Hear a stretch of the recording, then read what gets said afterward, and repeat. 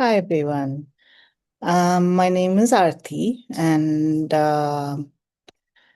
we have welcome to the open house for the fellowship in embodied social justice. It's exciting to see people be interested in the program, and I'm here with my team. Folks from the team are also here. You can see them with their name. It says pause and different capacities. Some of them are current fellows, and some are practitioners who are now working with us who have been part of the fellowship as well. Um, and then there's me and Kalyani. Kalyani is they can introduce themselves. Um, um, this is the first time we're doing this, and we're also recording, and we'll share it with people who have applied as well as people who are interested, just to ensure that questions that y'all have,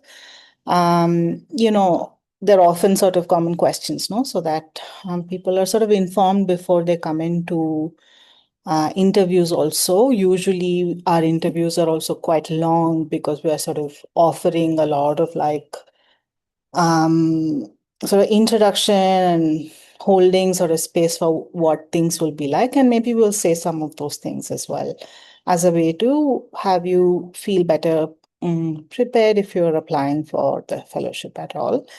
Um, okay. I'm kind of wondering how to start. I hope everybody has taken a look at the fellowship program information already.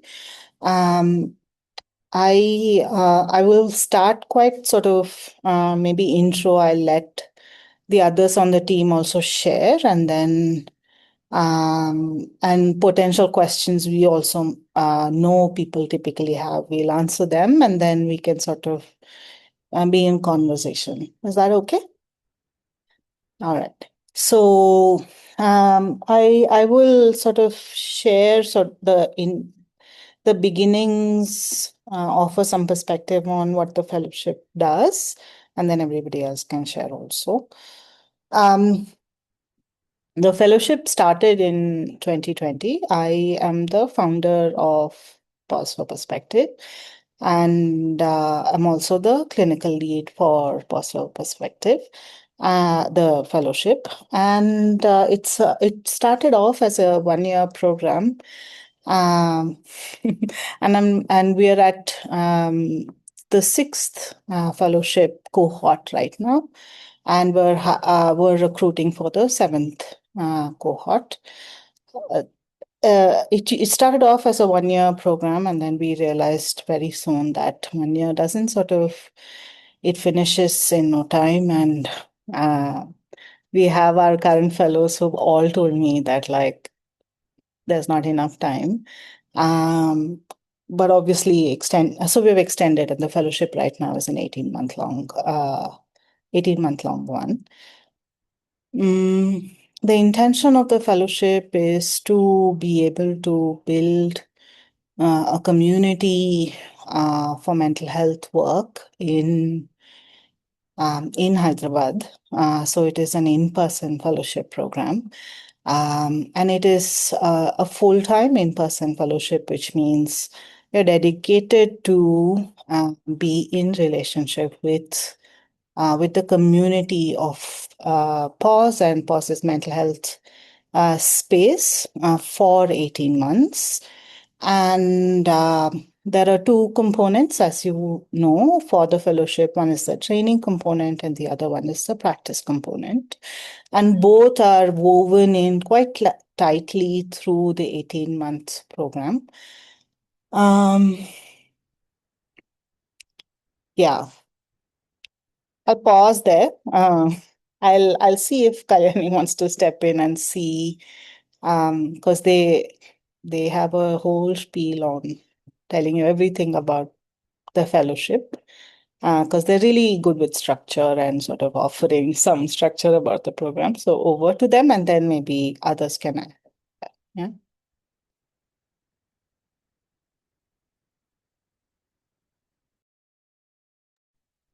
Okay. Yeah. I'm sorry. Like there are some bits and pieces of what Aarti had said that I zoned out. But Yeah, I mean, the structure of the fellowship itself, I think, I don't know what I mean by the structure, but in terms of what the fellowship entails, the two components that Aarti was also talking about, I think most of that is already up on the website. So that's as clear as it can get. I mean, I can speak slightly more in terms of what it will look, and maybe others also will chip in at some point. Mm, Typically, yeah, like Aarti was saying, it's an 18-month fellowship. Um, like the intention of the open house is also like typically, I mean, this happens up until now, it had happened. And even for this fellowship, I know that some of the interested applicants have reached out to the current fellows or the fellows in the past and had asked some questions. And we thought, like, okay, these are questions like it appears like most of them have. So why don't we just keep an open house where we talk about some of those things and see if others also, instead of each person talking to each person, we just thought we'll keep it open and talk. I'll just directly jump in and say some of the things in form of FAQs that we typically receive and we have received this year also. Um, Starting off on a very, very light note, we always get this question, at least from one participant every time. Does PAWS have a dress code? We don't have a dress code. Like we don't say anything about how you should come to the office and how you should present yourself. Um, I will leave it up to you. So we don't have a dress code to start off on a very light note. But there are some things that I do want to bring up, and these are questions that are typically asked to us. The first question being, is it an in-person thing or can I do it online? It is entirely in person. The fellowship is entirely in person. Having said that, there are some parts of it, like the trainings are entirely in person, but we do realize that there are people who move cities to Hyderabad, and we have only one office, and it's in Hyderabad. So the fellowship is entirely based out of our office in Hyderabad. Interested fellows who are applying and who do get selected eventually do move to Hyderabad, and we have some of the fellows who are right now on the screen also. Like Namrata had moved from Delhi, Shweta has moved from Manali, Anj has moved from, I'm not sure where, like, what was your last location before you moved? I don't remember. In Fondly. between Bhilai and Gurgaon. Yeah. So we do have people right now also, like who possibly will talk about the logistics of what it means to move to Hyderabad and other stuff also. Yeah, so it's an entirely in person, but do fellows do take breaks when they do have to go back home, and when they go home, it possibly like a week or so. And during that time, whatever trainings are already scheduled, they can attend online just for that duration of the time that they are at home or wherever they are if they are traveling. So that flexibility is there, but otherwise, primarily the entire fellowship is in person. That's one question that we have. People can actually ask some questions in the chat box also. Maybe I will answer some of them. The other question that people also ask us often is about how they're not. They do not know Telugu, and because we do have a community work aspect. Will that matter? Not knowing Telugu, and what does that do in terms of being present for the fellowship entirely? Um, you don't have to know Telugu at all. Like the people that I pointed out right now do not know Telugu. Like again, I think Hyderabad also has that advantage of being a city which was at some point also ruled by the Nizam. So uh, there's Urdu is one of the official languages of the state, and people talk in both Telugu and Hindi. So the city in itself also you can live pretty comfortably even if you don't know the local language Telugu, because Hindi is as sorry, Dakhini. But Hindi is spoken widely in Hyderabad as much as Telugu is spoken. You will, of course, find some people who will not speak Hindi at all. But living in Hyderabad and navigating work in Hyderabad is fairly easy, even if you don't know Telugu and if you know Hindi. As far as the community work aspects are concerned, again, typically what we do is we have always had this. There's another person joining, so I'm just going to admit them. Yeah, so typically when it comes to hi Shreya, welcome. I mean, we've already started, and we are recording this, so the first bit of whatever you missed, you can catch up. Right now, I'm answering the question of like, is it okay if I don't know Telugu and can I apply, and what does it mean to be a fellow if I am selected and if I don't know Telugu? You don't have to know the language. The community aspect, we always, I mean, historically, we had we had a mix of both Telugu speakers and non-Telugu speakers. So, wherever the community work is related, we always had one Telugu and one non-Telugu speaker going to the community work spaces. So that way, you don't necessarily have to worry about learning the language or not knowing the language. Yeah, so I don't want to go more into it. I think one of the fellows also will talk about it at some point.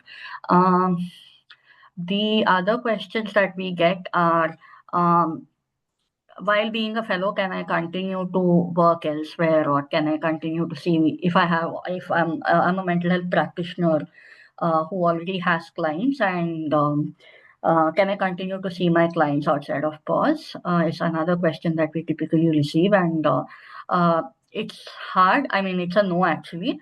The fellowship itself is quite intense, so you won't actually have time to see clients outside of PAUSE, and also we require that the fellows are committed to only one space, like you're committed to PAUSE for the fellowship.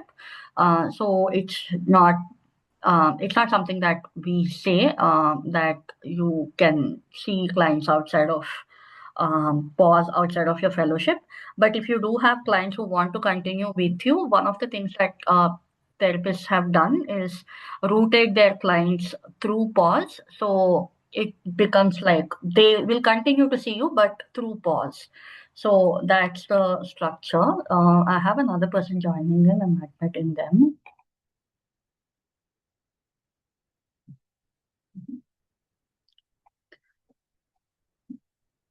Yeah. So these are some questions that we typically get about the fellowship in itself. Can't seem to think of other questions that mostly come. Is there something else, Aarti, that you prefer that I speak before?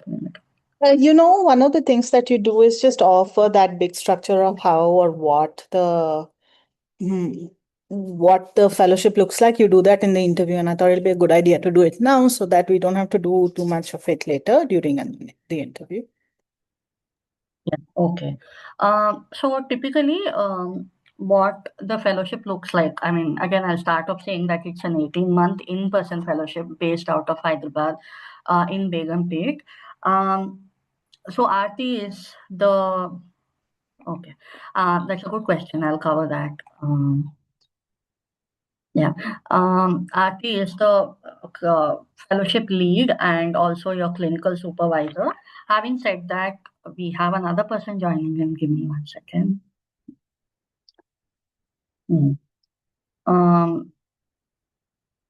Yeah. So, hi, Ananda. Welcome to Anshia. We are just taking some questions. Okay, so I'm just explaining the structure of, yeah, that's also a good question. I'll talk about that also, Saryu. So one of the things, so the fellowship is entirely in person and it's based out of the office in Hyderabad. There are two components to the fellowship. One is the practicum where you do see clients, and then there is the other aspect of community work. This I'm talking very broadly. So as part of your community as part of your client work. So each fellow has about 45 sessions a month as the required number of sessions to see in a month.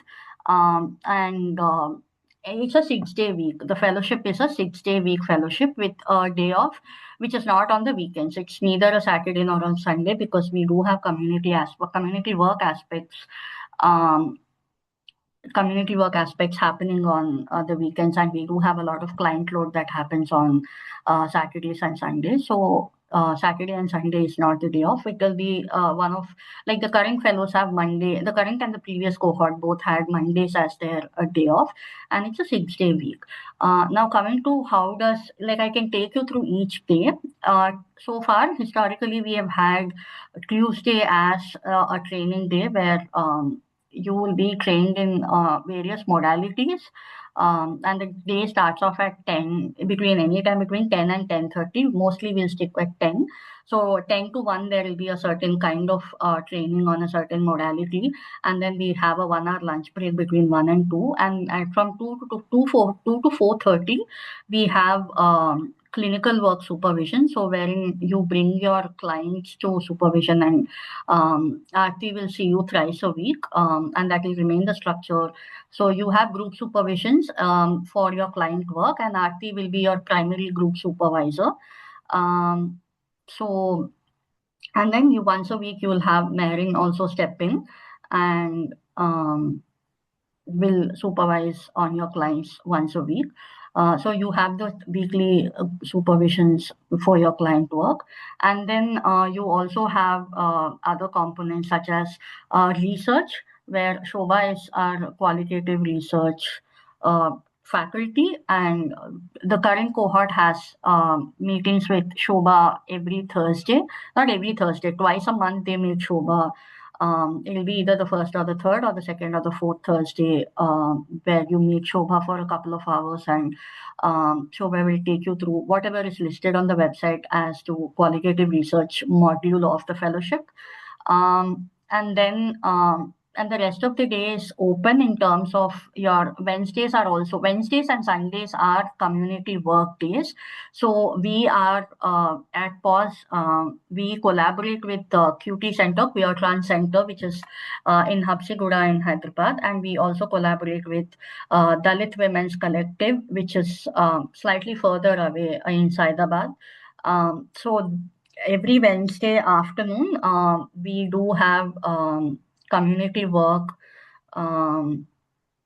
aspect happening for like, so Queer Trans Center, the scheduled timings are 4 to 6, and Dalit Women's Collective starts at about 6 p.m. in the evening because that's when the kids are available. Both at Queer Trans Center, you're primarily working with adults in group sessions as well as individual therapy. We offer free therapy to queer trans individuals at the Queer Trans Center, and then we offer mental health sessions also on Wednesdays and Sundays at the Queer Trans Center. And at Dalit Women's Collective, we do mental health sessions at the Dalit Women's Collective every Wednesday from 6 to 7. The current fellows will possibly talk more about that. So that is the community work aspect. Aside from that, the fellows also run the movie night at PAUSE once a month, where they typically choose a movie and have screen the movie, and also have facilitate a discussion post the movie screening. So there is that aspect to it. Coming to your client work aspect, like I said, it's 45 sessions a month, and the responsibility is not on you to get clients. The responsibility is on PAUSE to assign you clients. So the clients are assigned to you, and we have a front desk who manages and coordinates with you about your clients. And again, the same aspect of language becomes applicable to the clients also.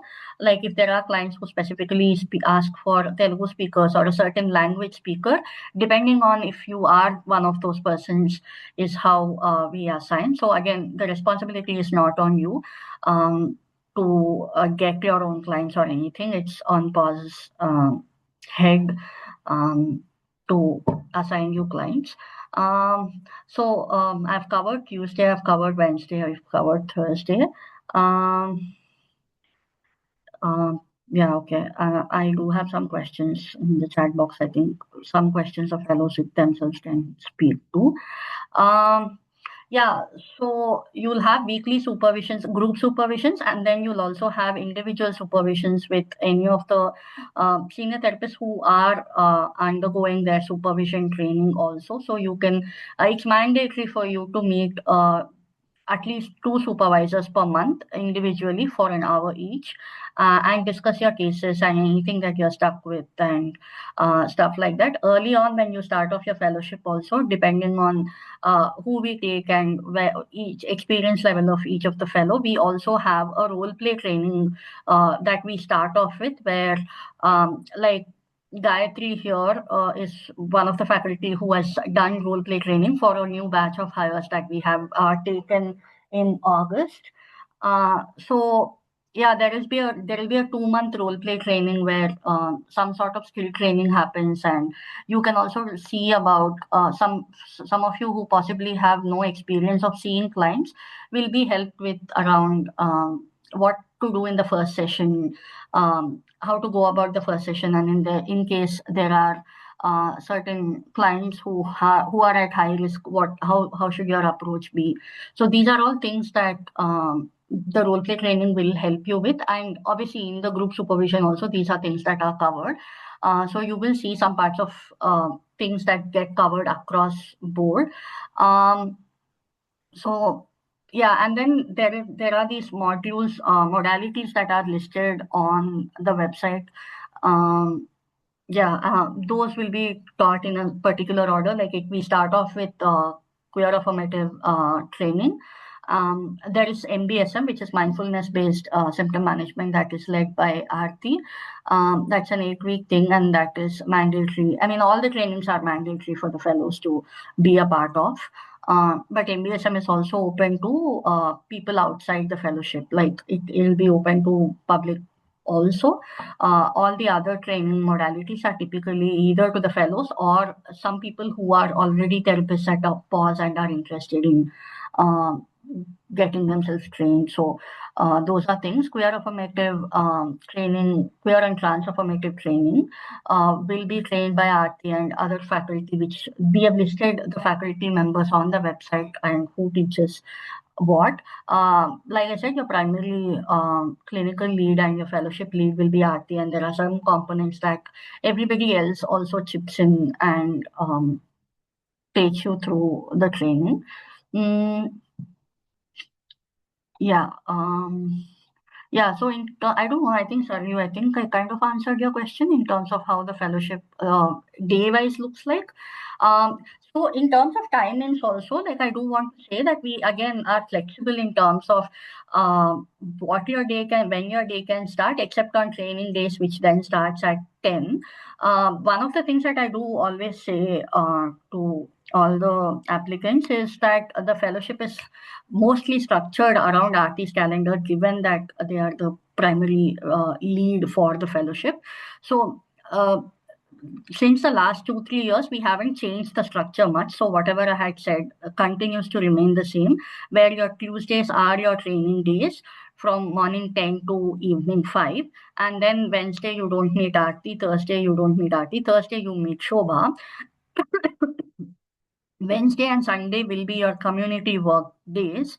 Wednesday and Sunday, both times of the week, you do your community work at Queer Trans Center. And Wednesdays, you do Dalit Women's Collective also. And Friday and Saturday are open for client work. And obviously, there are going to be other things that you will also be a part of. So there are going to be those aspects also. So this is how it typically looks. I mean, having said that, I do want all of you to be open in terms of that the fellowship is very dynamic. It changes year to year. It doesn't necessarily look the same. I have given you like a blueprint, overall macro level view of how it looks like. And we wish to keep the same structure intact because it really worked well for I'm sorry.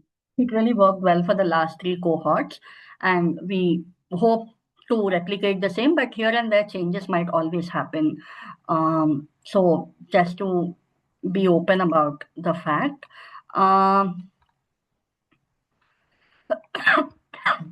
Okay. Wait a minute. Okay. What do fellows walk away with after the fellowship? Do any of them continue on to work with? Gayatri and Namrata, will you take up this question, given that you finished your fellowship? Yeah. I'll get some water just a moment. Yeah. Amrita, you also say. Yeah. I'm Hi. Gayatri. Namrata says. That's Namrata. Both of us finished our fellowship last year at this time. So I think we were the 5th cohort of the fellowship. I'll answer first the first part of the question, which is like, what do fellows walk away with after the fellowship? And then Namrata, you answer the same thing. Is that feeling okay to do? Yeah. Okay. So I think, quite honestly, I really understood how to do mental health work a lot only after doing this fellowship. I feel like it's a very how it's structured is really beautiful. Like there is an intersectional way of looking at different things. Like we're talking about queerness, we're talking about neurodivergence, we're talking about a bunch of things like caste, all of that, which impacts people's mental health, and we're talking all of this like basing mindfulness also as something that will be like a constant thing, like a body, like body as an anchor to all of that. So I really feel like my understanding of mental health, how to really do this work, so much of that came from the fellowship. And so much practice also with community work in these different spaces with clients, how to work with these clients, and a lot of support also through the supervisions. As for like in my cohort, all of us continued working in different capacities. Like Namrata as a consultant, I work full time now, so I see clients. I do groups. I also supervise, and this year, like a bunch of us, actually all of us are also going to be teaching in the upcoming fellowship. So a bunch of things like that. I also know that that becomes possible with a conversation also. So there's that part of it. But yeah, Namrata, I want to say more. Yeah. I'll just add to what Gayatri has just said. I feel like the fellowship is very, very expansive. It's like for me, it was like doing the second master's program, because it really, the masters that I did and the most of the masters that I am aware of, they don't do a very good job of actually teaching you what it is like to do client work or group work, or what mental health work is really like. So I think this fellowship was exactly that. I think it's expansive in a way that it offers so many different things. I feel like towards the end of the fellowship, you will have some sort of understanding about what is the client population that you are okay to work with, because during this time you'll be given so many different kinds of client population, and it's you can take up those clients on your own pace, in the sense that if in the beginning you're not feeling comfortable to take up child clients, you can be like, okay, I'll try it a little later. And then towards the end of the fellowship, you'll have a clearer understanding of, okay, this is the population I can work with. And because there's like so many trainings also, I think there's couples work also that will be done. So you'll also gain understanding about, oh, how do I like taking couple sessions after the fellowship? Would I like to do that kind of work? So that also. And because there's a lot of group work involved also, again, you will get to learn about your own style, not only in individual therapy sessions, but also group work and whether or not you feel you can do group work. You'll do a lot of it in the fellowship, but you'll get a very good understanding of how that works for you. So, yeah, and yeah, as Gayatri already mentioned, both of us do, all of our cohort members still like work with POS. So, yeah, in different capacities. Namrata, will you also share, I mean, now that you're speaking, it's maybe off tangent, so is it okay, Aarti, given that, like, because Namrata has to leave at 6, so I was thinking, is it okay if you also talk about what was it like for you to move, given that you are not from Hyderabad? Yeah, I don't know how to answer this question in the sense that if someone has specific questions, specific sub questions about moving to Hyderabad, then I think I would better be able to answer.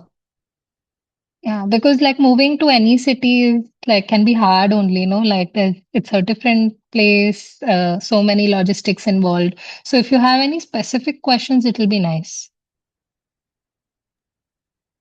Okay, then we'll wait if people have questions and if they drop it in the chat box. Yeah. Kalani, if you have any like prompts, you that also can do. I actually had a question for Namrata. Okay.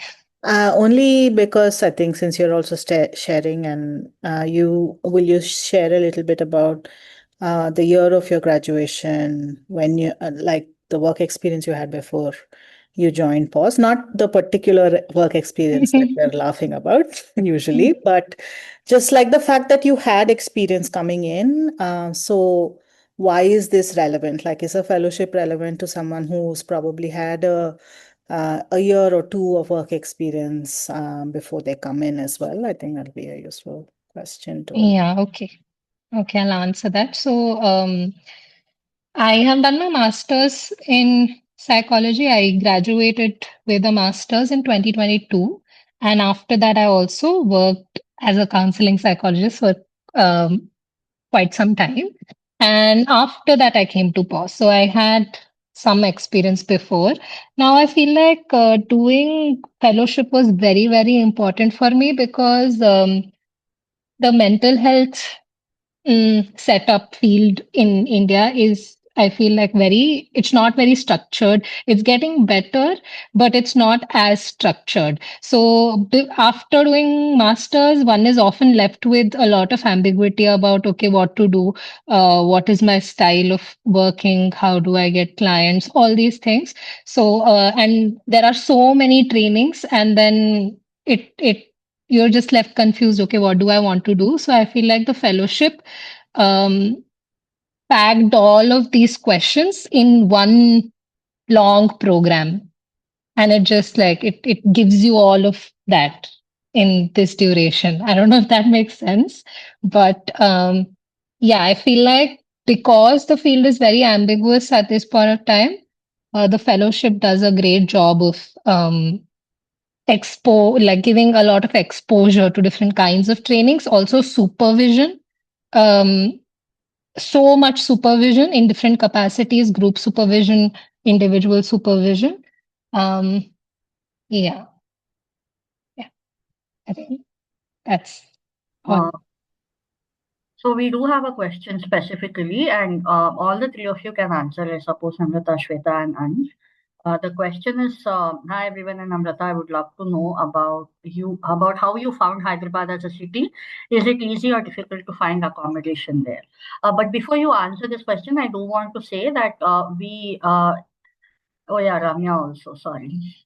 Um, the thing is, one of the things that didn't happen with Namrata, but it has happened with everybody else, is the fact that we want to um, wind up interviews by at least 45 days before the fellowship um, starts. That way you have like ample time. Um, yeah. There's one person in the waiting room. I'm not sure if I have to admit or not because it's late and I don't know how they feel. Should I just admit? Okay, I'm just admitting.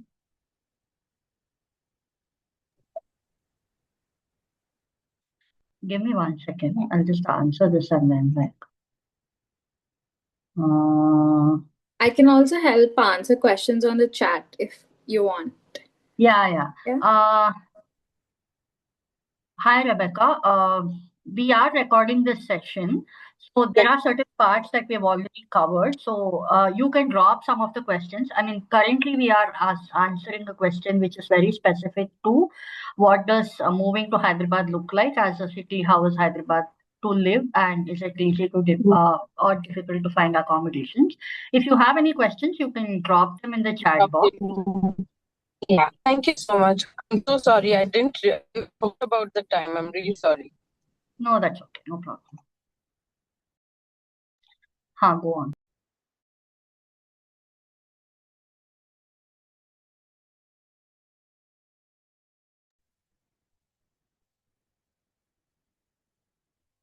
Who is answering what? Moving to Hyderabad bit. I mean, is it easy or difficult to find accommodations there? And it's open for all the four of them. Okay. Okay, one thing that I can say to answer this question is I personally had a difficult time finding, but that was like a rare case, I feel, because I came only 3 days before the fellowship started. So don't do this. Come 10, 15 days before or a week before and give yourself that time. And then you will find, because I know like people here, I think Anshweta also can answer that, Ramya also, because yeah, they'll be better able to answer it because I just came 3 days before and I would not recommend doing that at all. Yeah. Okay, so I came a week before the fellowship started. So I think it started on 2nd of Jan. I landed here on 23rd. I had no clue about the city as such, but so I tried brokers and all that over here. I didn't like I was in a hurry to find some place and settle quickly so I can, settle down before the fellowship starts. So brokers, I tried some and I was very clear that I wanted something close to the office. So I can just walk it down. I didn't get many great places, but I think Anj did. Anj also lived close by and she managed to get some good brokers. But I kind of just did what I do in Manali. I walked across each gully and went into each building that I liked and said, is there a place on rent over here? So that's how I got my place and I didn't have to pay brokerage. So I saved money on that. But I was lucky, I think, that I managed to get a home in like 2 days. But yeah, there are a lot of brokers that we could also share contacts of that could be helpful for you all in these areas. And overall, I think it's a pretty awesome city. Like it's very chill, food is amazing, people are amazing. Yeah, I think it's a good city to live in. Yeah. Yeah. AQI is better than Delhi and weather is also good and it's safer Yeah. than Delhi. So Yes. yeah. Yes. I just wanted to add just one more thing about the location of POS. It's located in Begumpet. It is for somebody who's really very used to walking, it's a 2-3 minute walk from the metro. I take about 5 minutes from the metro, so it's very, very close to the metro. It's well connected by metro and it's in the city center. And supposedly, the place in which the organization is also like there are a lot of government servants like judges and all these people also who live. So there's a lot of police patrolling happening quite constantly, and it's certified as a safe colony. I won't completely vouch for it, but relatively, yeah, it's not in the outskirts, it's not secluded, it's not isolated. You'll find activity. There's a college down the street, so yeah, and there are food places close to the office, and it's well connected by metro. Yeah.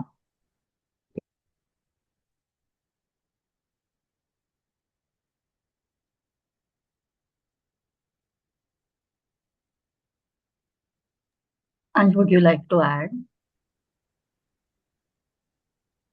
I think just for the accommodations bit, I would add, because I had started looking a while in advance. So there was a little bit of a hassle in figuring out brokers and everything. But once you do get contacts and if you do begin looking earlier, it does get relatively easier. I actually had to also move in between the fellowship as well. So the second time around, I actually did end up finding a much better place cost wise as well and location wise also. It's just one station away from the Begumpet metro station. So I think something we could do is I think just send a compiled list of brokers, trusted brokers that we found our places through, and yeah, looking in advance, which would be much better. And yeah, even for me, so I've lived in Gurgaon, I've lived in Delhi NCR regions, and I've lived in Bhilai as well. So city-wise also, I found there's a lot of metro connectivity. There's a mix of like if you're more into cafes, food places, that's an option. There are a lot of parks and naturey kind of places if you're into that. So yeah, it's pretty fun that way. If there are any specific questions, we can also take that up.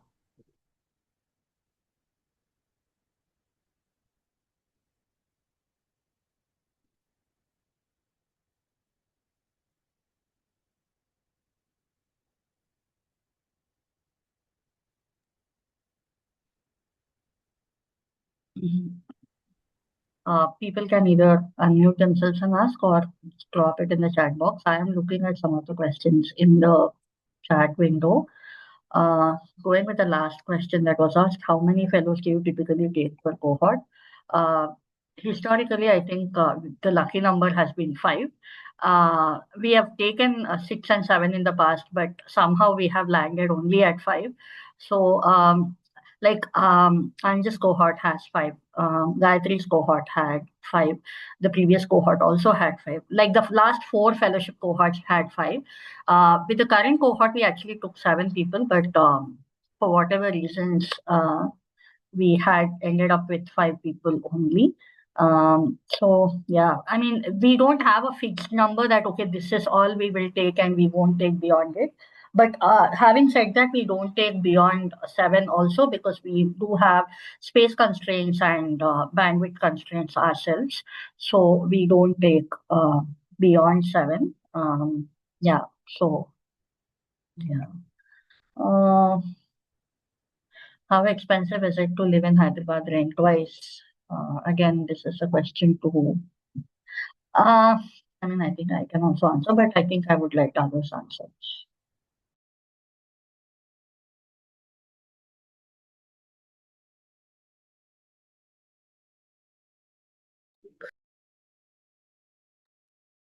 So I live in a 1 BHK. I think 1 BHK could range from 15 to 25 depending on the area.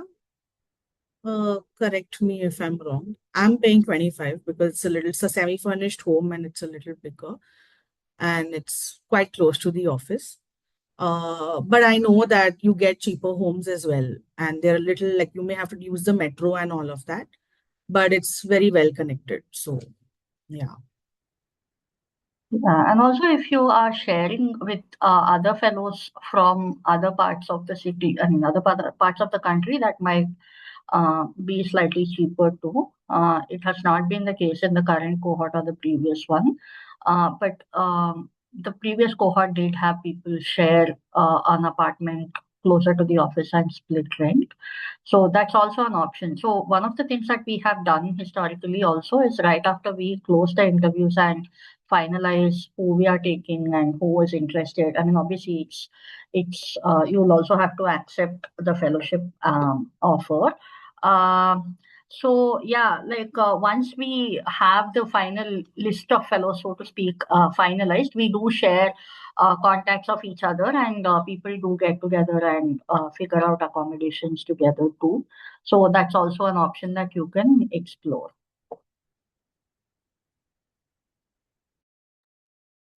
In my experience, I've also found 2 BHKs anywhere between 22 to 25, 26K. So you can share and it can become a little bit easy. Yeah.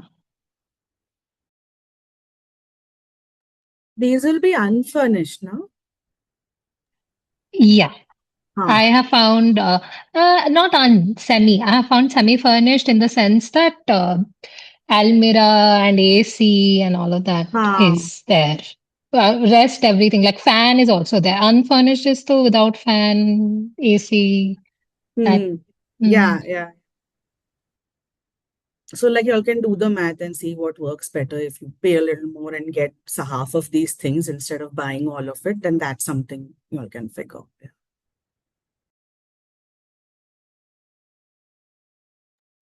Yeah. Yeah, oh, I don't know who was speaking.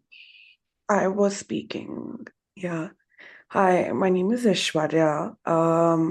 And what stayed with me was like looking through the modules. A lot of it is very experiential, and I talked to a couple of people as well. So I was wondering, what did process look like of being there, taking in this information? You have to unlearn and you have to contain as well, right? So a lot of it happens in community as well, but it's also intensive. So what was that experience like, I guess, for all of you? Yeah.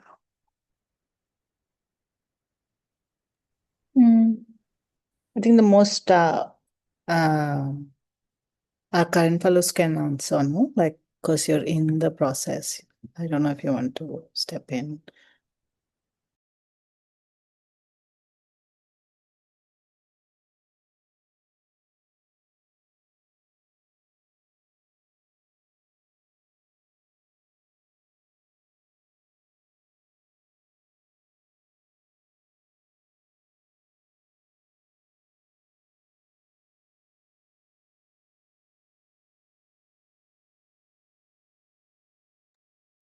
I mean, anybody can answer. Namrata, Gayatri, is Trisha there? Okay, she left.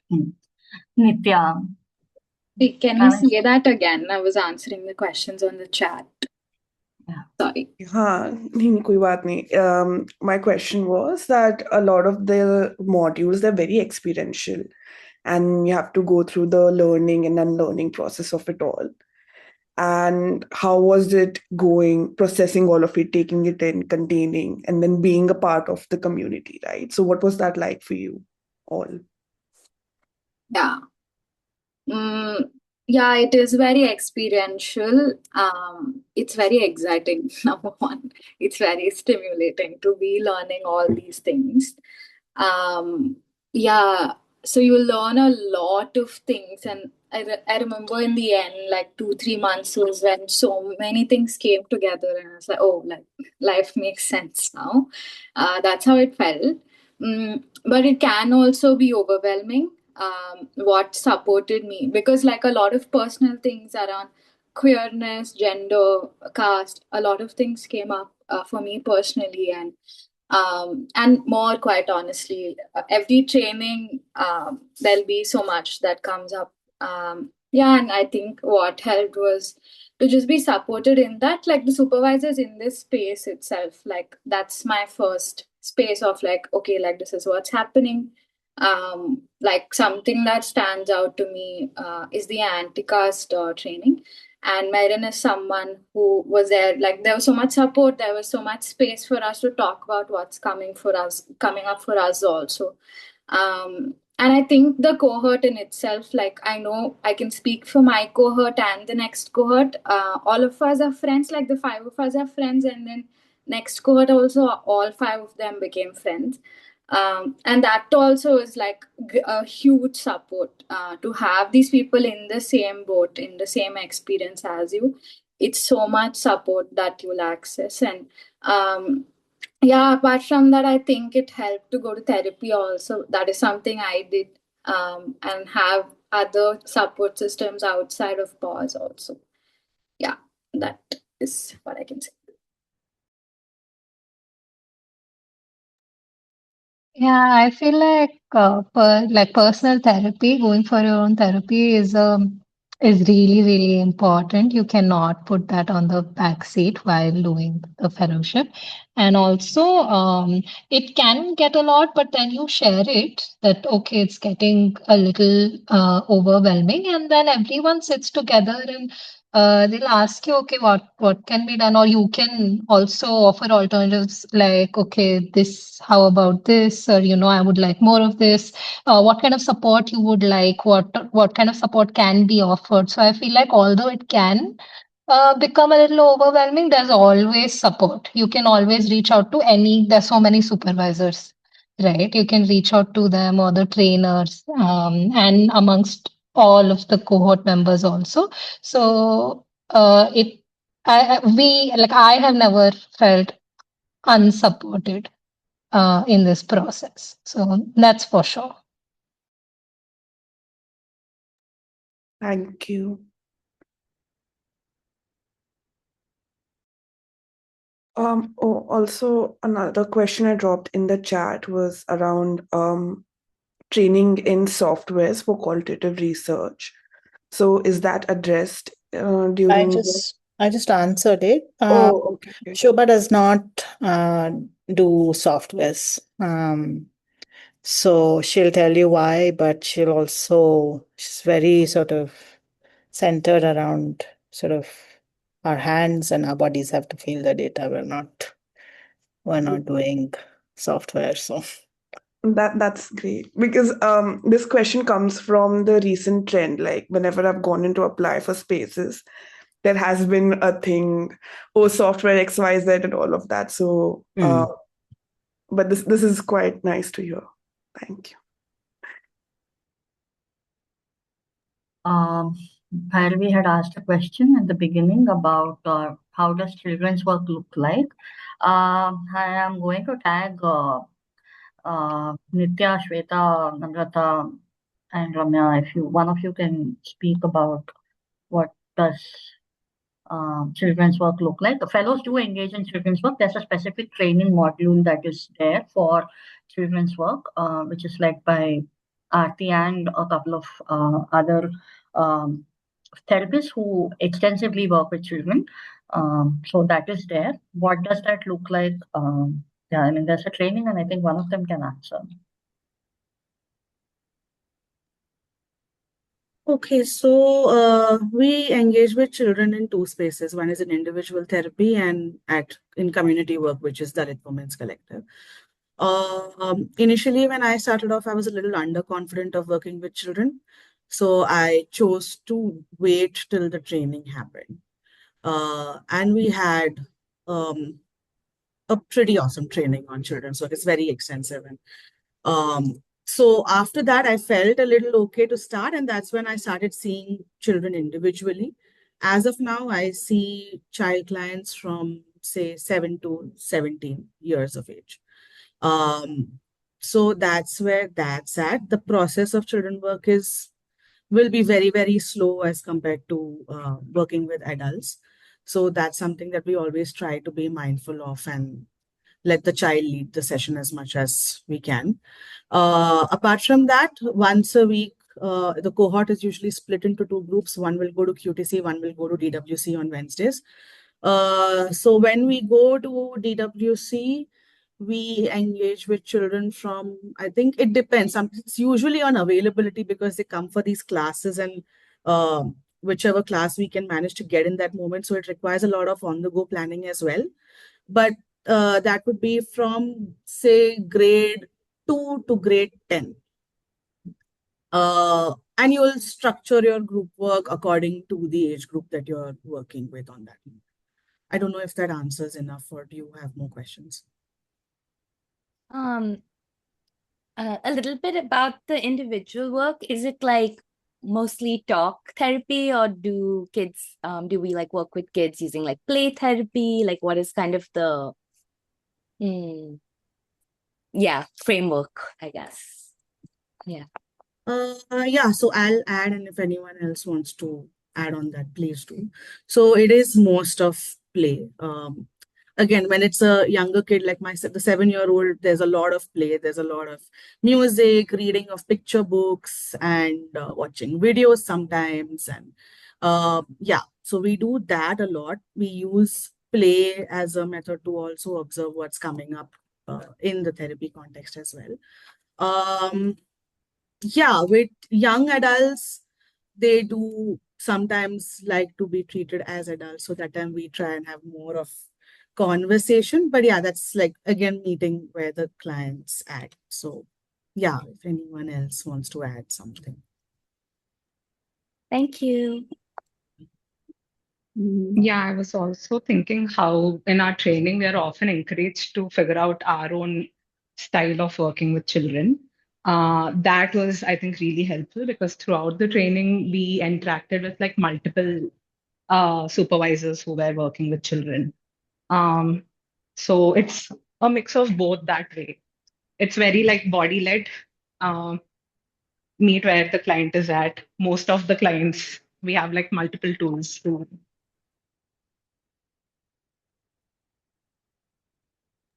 Sorry. Yeah, multiple tools. We have a lot of books, a lot of picture books, play tools around. So yeah, it's like unique, I would say, to each and every kid. Yeah, and what I like about the process is that I can just be sometimes, like I can be the kid at times with them, and that is a lot of fun also. So I don't have to be in this particular, like stereotypical therapist role all the time. I have the freedom to uh, be what makes me feel free as well. And that kind of somewhere works also in the relationship that you have with the child. So yeah. I think just adding on to what the others have said, through play also, I think we've gotten to explore what our own styles are in our training spaces also. Through the other supervisors or other people who have also experienced working with children in different capacities. And I think at times we've also, like personally, I've been trained in expressive arts in some capacity and bringing in different art modalities and like talking with other facilitators and engaging with art in different ways. That's also something we do notice happening. And even through play, I think it's also just noticing how within the play also there's so much of the second hand work behind. We are thinking about what is happening through play, what are we exploring with the kids in that manner. So that is also something we do bring into the space. Yeah.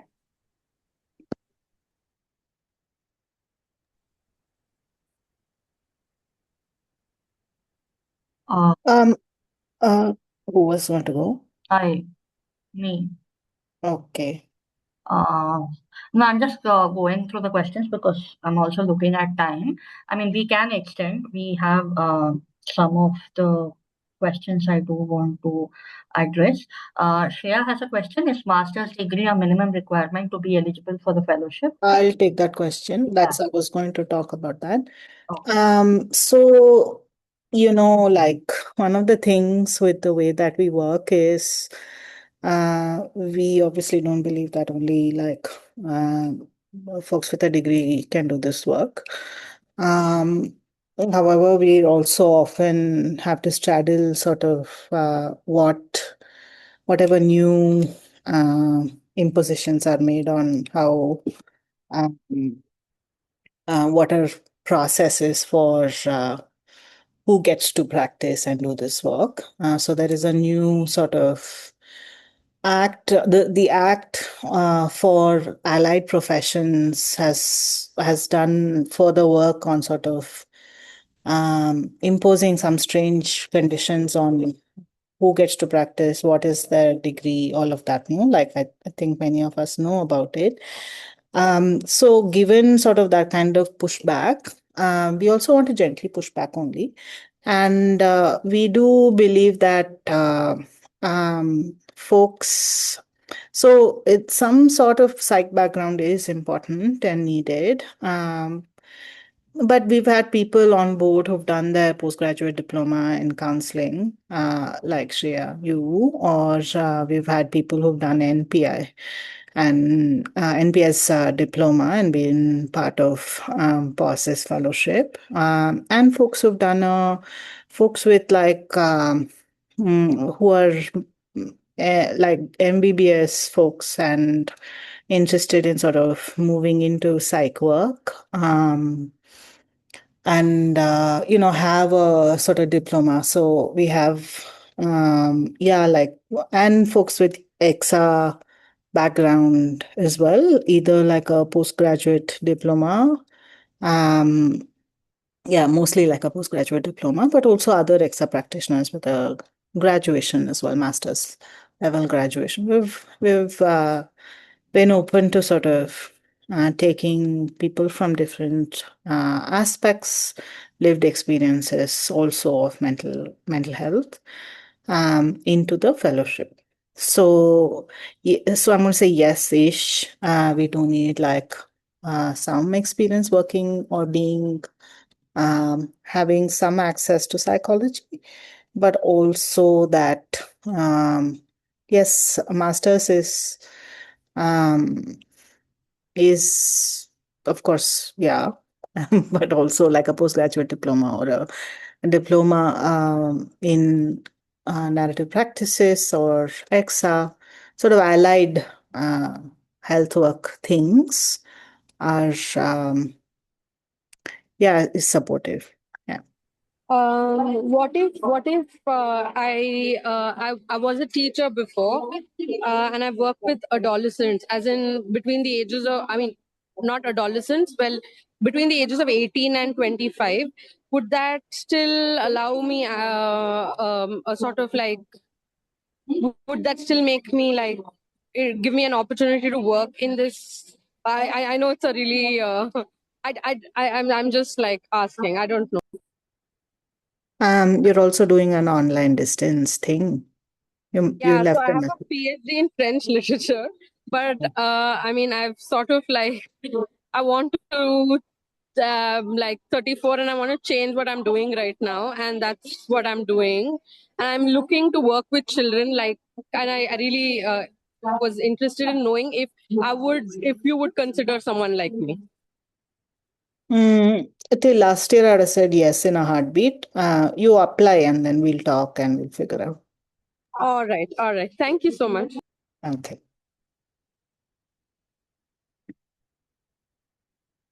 Okay. Hmm. I'm going to go I back. also want to say a quick thing about like reading. I know Ananda asked, and Gaia said that, yeah, there's a lot of reading that we do recommend during the fellowship, which usually cannot be read. And often people are sort of going back to it after the fellowship. But like I think Aishwarya was asking, no, and it's in that way, like the fellowship is experiential. We're hoping to constantly be in conversation about mental health and intersectionalities that are present with mental health. And that sort of, that osmosis of being in the space, learning from each other, deepening our own self-reflexivity around that process is far more valuable than reading per se. But if people like have that kind of capacity, often the capacity to read sort of wears off mid fellowship. But if you're not that person, then you'll already be given reading that you can sort of devour. So, like the intention, I also wanted to say that because I think we believe that learning is like that, no? Like you're in conversation, you go into therapy, you go into your client work, you go into community work, and you're learning with lived experience, you're learning through your body. So I think we center that kind of, and then you're always in conversation with facilitators, people who are doing this also along with you. So those kinds of learning is also what we focus on. Other questions that have not been answered? Yeah. So there is this question that Niyati had asked: what is the demographic like that is generally given to work with for the fellows? Also, does POS currently have openings for therapists outside of the fellowship? Gayatri had answered the demographic part about the diversity. Uh, yeah, demographic, like Gayatri said, it's very diverse by age, caste, gender, queerness. Um, Currently, we are not hiring outside of the fellowship. Um, yeah, and yeah, like it also depends. That question is answered. Like we are not hiring. With respect to the demographics question, I think it's based on your interest also. Like there are certain therapists who are really keen on working with children, and so like if there is, and if you have some prior experience of working with children, for example, then automatically even without the formal training, you can start seeing child clients.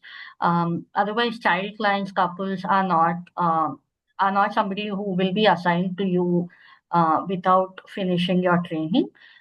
You start off right at the start of the fellowship with adult clients, 18 and above.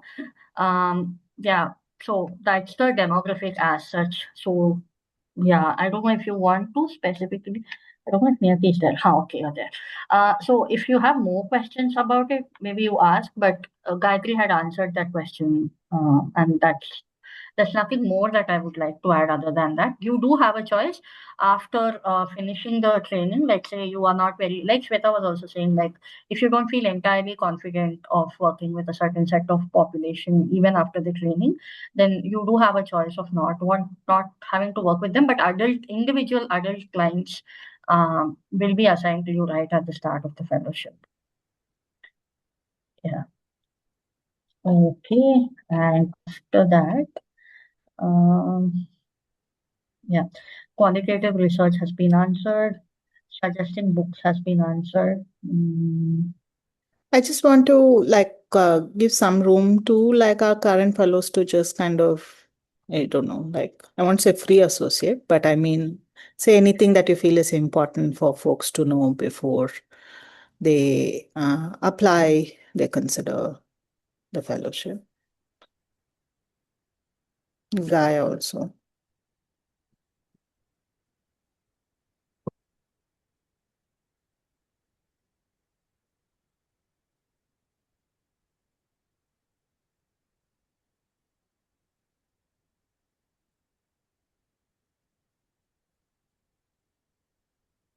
I think one of the things is to maybe I will prompt and we can go there.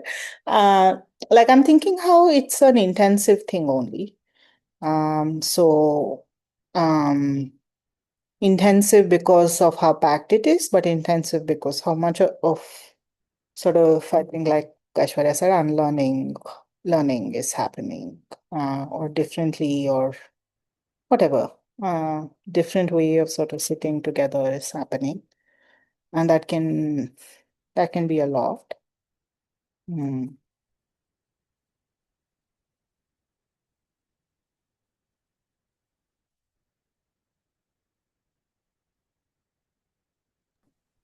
I'm thinking, like the word commitment is coming to me. I think that's an important one.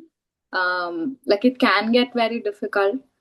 Also, just because of like where I'm coming from is just how much might come up for you, how much, um,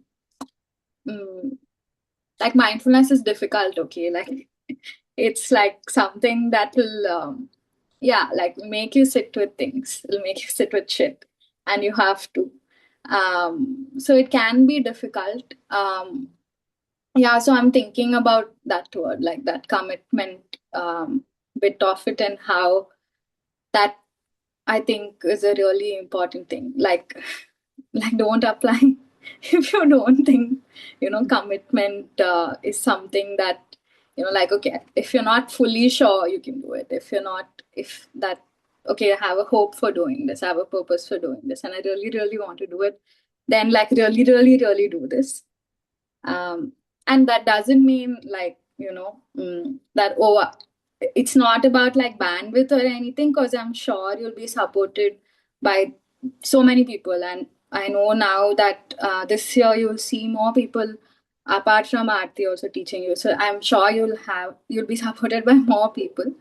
But yeah, like that's something I would say. Yeah.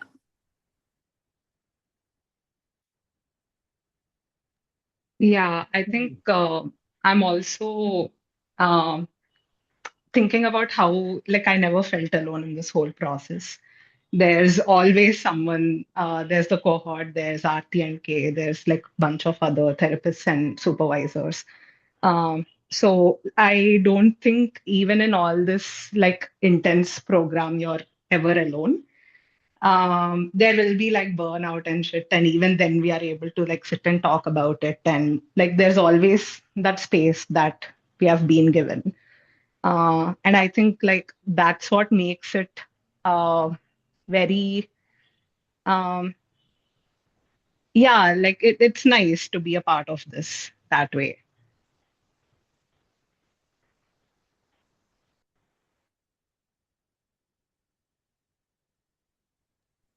I really second what Gayatri had said. Like, really apply only if you really, really, really want to do it. And this is anyway something that I will bring it up in the interviews also. If you feel like you just passed out of a degree and it's like, okay, it looks like a job opportunity and let's apply, I would recommend not to do that. It would be not honest for you or for us. So, yeah, everything else that Gayatri and Nitya had said, I think that stands. Yeah, I agree. There will be a bunch of days that you will have to extend yourself. There will be community work will happen after 6, after 4. You will come back home by 8 and all of that. So that's something you need to be okay with. There will be things that you need to do after the community work also, which is like documentation and stuff just to maintain uh, that continuity. So those things are there, but there will be times where you may have to do um a client, like take a client session, say before or after certain working hours. We extend ourselves that way sometimes. All of that happens, but it's always held well. Like there's always someone to hold you in that. The days it feels tough, not all days are like that. There are some days that are light also. There are some days that I'll finish at 4 also. And there's no compulsion that if don't have anything to do, I need to, show up in office and sit and do nothing. So the time that you get, you can take that. But there are times when you have to extend also. And when that feels difficult, there's always someone to be and go through that with you. That's for sure.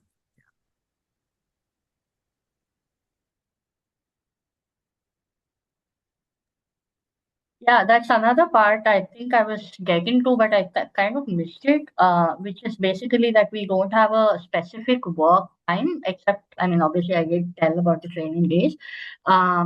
So we don't say that, oh, we don't have a fingerprint at the office where you have to log in and we track your attendance and stuff. We don't do that. We believe that people who are applying for the fellowship and do get through the fellowship are people who are committed to the fellowship. And if something does happen, as it can happen in anybody's life, uh, they will have transparent and honest conversations with us, and we will figure out something together. Um so yeah, we don't have a fixed time, but like so like Shweta was saying, like if you do have nothing else to do, you can leave as early as you can. And if there is like Dalit Women's Collective, it starts only at 6 in the evening, so it does get late on Wednesdays if you are doing the Dalit Women's Collective on that particular day. I also want to reiterate that neither of the community works are optional. They are mandatory. It's just on a rotational basis it happens. So on one particular day, if 2 people go, on the next week, 2 other people might go. And again, we call it a cohort because you're showing up for each other and with each other. So let's say if somebody falls sick and is not able to show up, although you might have done the community work just the previous week, and you were not scheduled to do it this week, you might still have to show up because you're a part of the cohort and somebody from your cohort is not able to show up. So that's how we function also. Um, yeah, so there is no timing per se, except for training days and anything that is scheduled with Aarti and the other supervisors, which will not be changed. Um, But otherwise, yeah, it's pretty flexible in that sense.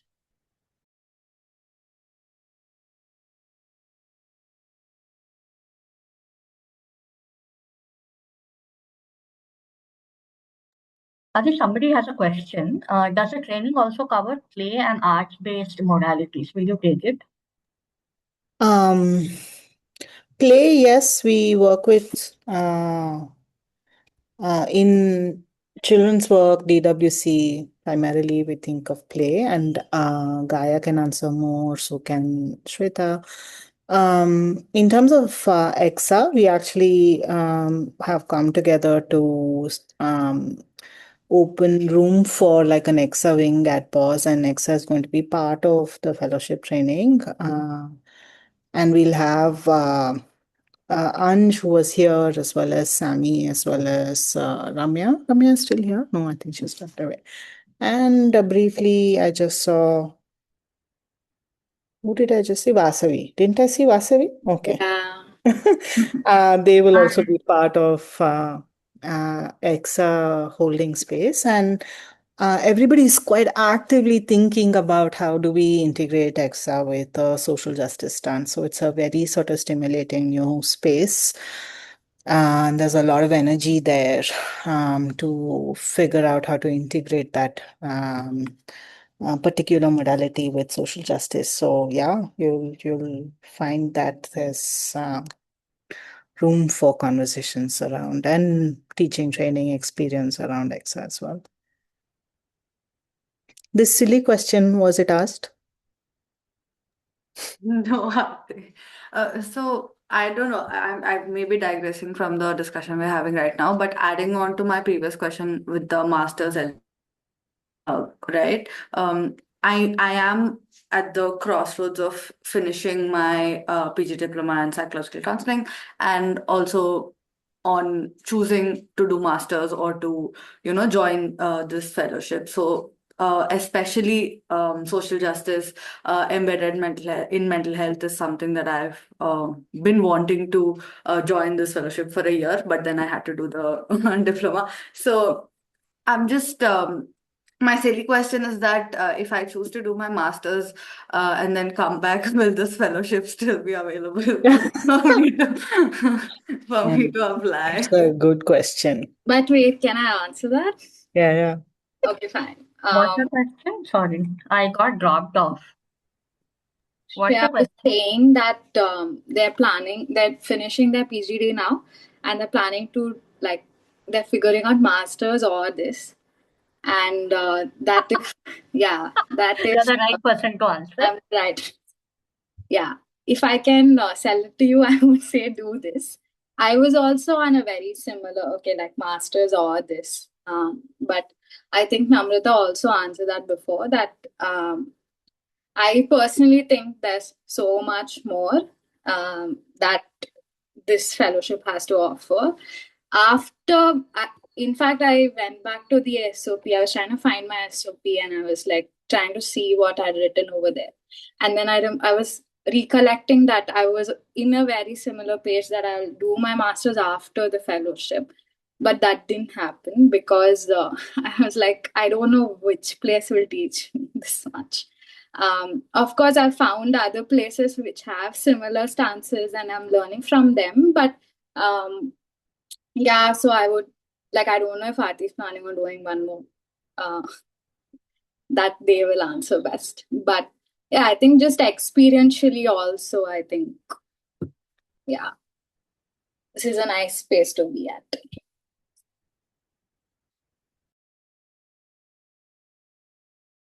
If you want to go do your master's and come back, will the fellowship still exist?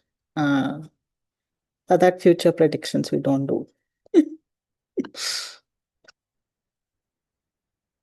I mean, we've run the fellowship 6 times. The upcoming 7th time is also present. Inshallah. All right, thanks. Niyati, what's this question? I didn't understand. Are all the individual and group counseling sessions on site? On site means? Like in person, that. Hello, am I audible?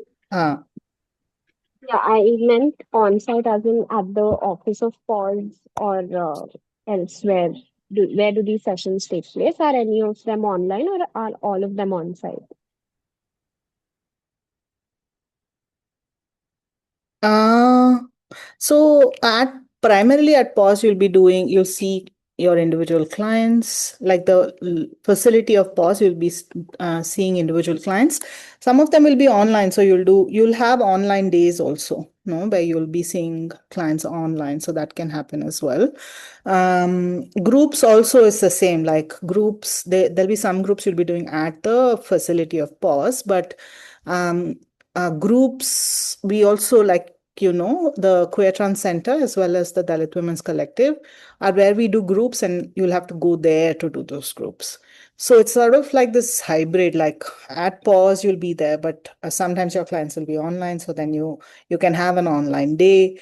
Then there'll be a couple of days that you'll have to go on site to our community spaces to do counseling and group work there. Okay. Right, thank you. Yeah. Okay.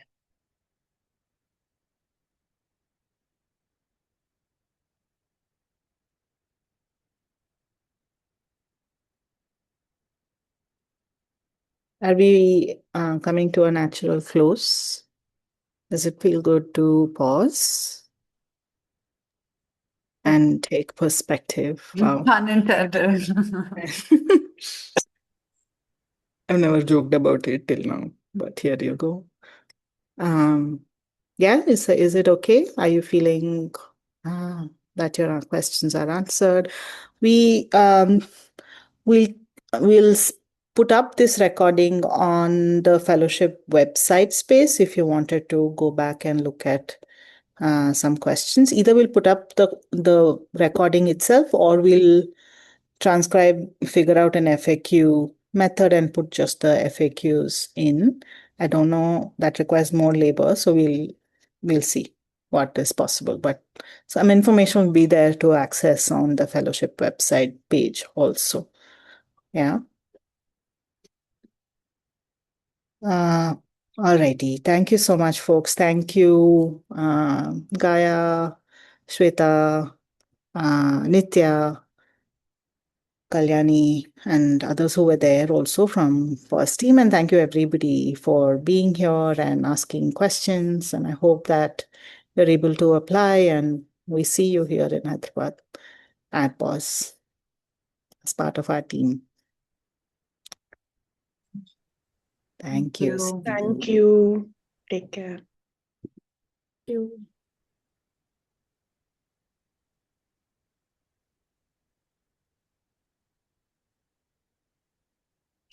Okay, bye.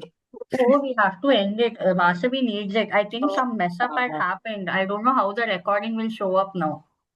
With her face popping in the middle suddenly. I thought she was in your house or something. No, Why she we needs need it? to leave. Oh. Crafting for liberation is happening. We need to leave. Bye. Bye. Okay, bye. Thank you.